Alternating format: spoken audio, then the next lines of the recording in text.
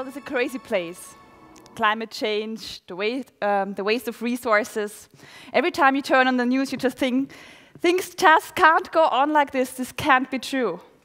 But is it really just out there? Did you know that 40% of the world's resource consumption and emissions are caused by the building industry? 40% of our emissions and resources are a direct effect of the way we choose to build our offices, our houses, our cities. And how do we decide to build today? So today we decide, for example, to build with a lot of concrete, because it's so stable and cheap. And to give you some numbers, we use so much concrete every year that we could build a wall every year with 25 meters in width and 25 meters in height across the equator, across the whole world every year. So the decisions we take in the building industry have a huge impact on our emissions, on our resource consumption, but also indirect effects on our social lives, on our mobility, on our energy consumption. And what decisions do we take today? We decide to build catalog houses, ready-made catalog houses, ready to go.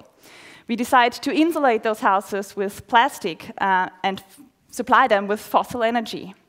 So if you look around what building today means, you just think, okay, that's just really crazy. And to be able to do that, people take tremendous amounts of money from the bank and have to pay back the loans for the rest of their lives. So for me, it was always quite clear that this is really not a way to go. I grew up at the countryside in Lower Austria with my sister and my parents in a house in the garden, classic story. And right across the street, I could see it from my window. There was this piece of land that my parents had reserved for me and my sister, where we could one day build our house and found a family, pay back the loan, end of story. So I was, on the one hand, intrigued by this idea because I liked the place, I liked my parents, and I liked the proximity to nature in this village. But I definitely didn't want to be part of that madness.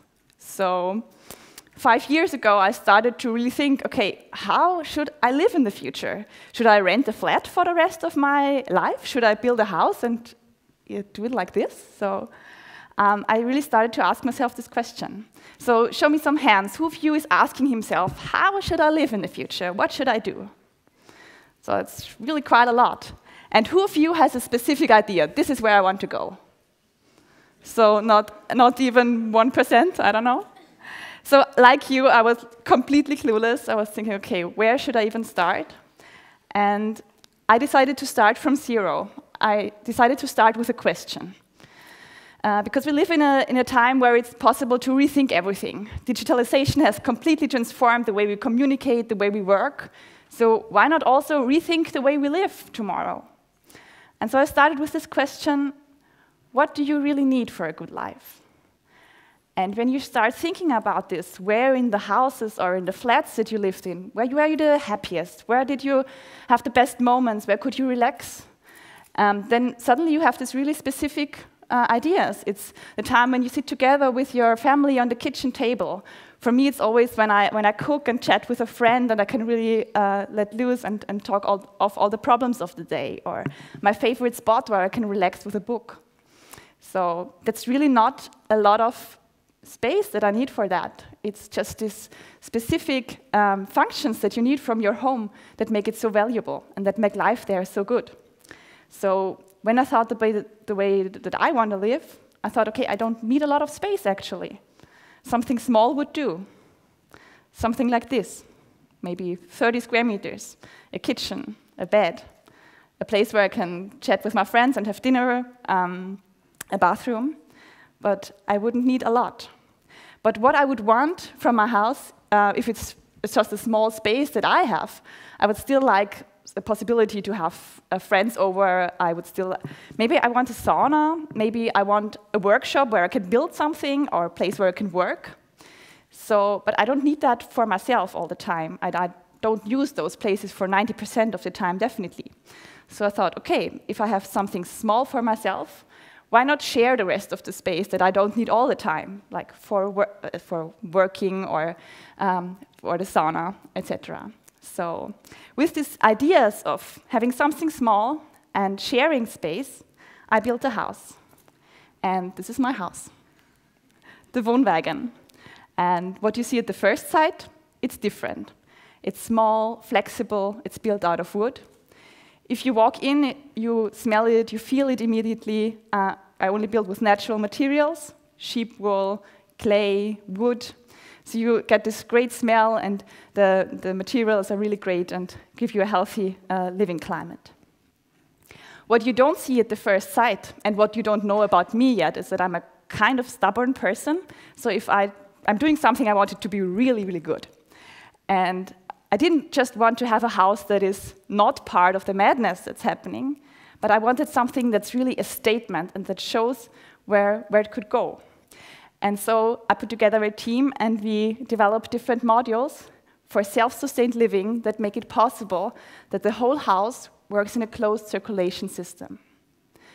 And to give you an idea of what I mean by closed circulation system, I would like to give you a tour to my house, and I would like to start in the bathroom. So, welcome to my bathroom. How often do you think you visit yours every day? 4 to 8 times. So if you do the math, this is nearly 3,000 visits to the bathroom for small and big business every year. That's really quite a lot. And in that many, many sessions, have you ever thought about how much you can actually produce?